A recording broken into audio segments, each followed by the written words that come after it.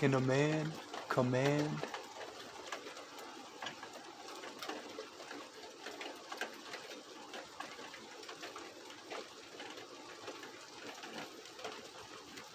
Well, yes, of course.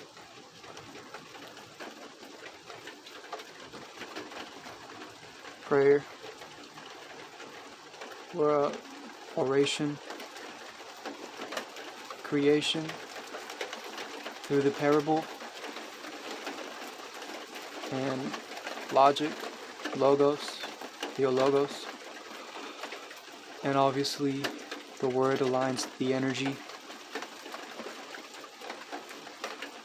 And God allowed you to create like the God created. Yeah, you can send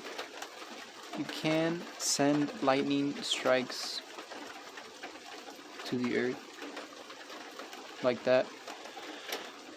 And you can bend the sands of time to align with what you want or what you need or what you think is right. That's the whole point. It's like a game God allowed us to play.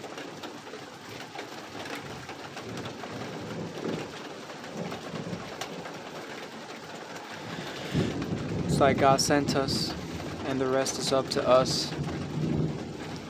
But it's always there, that God. Right? Ciao.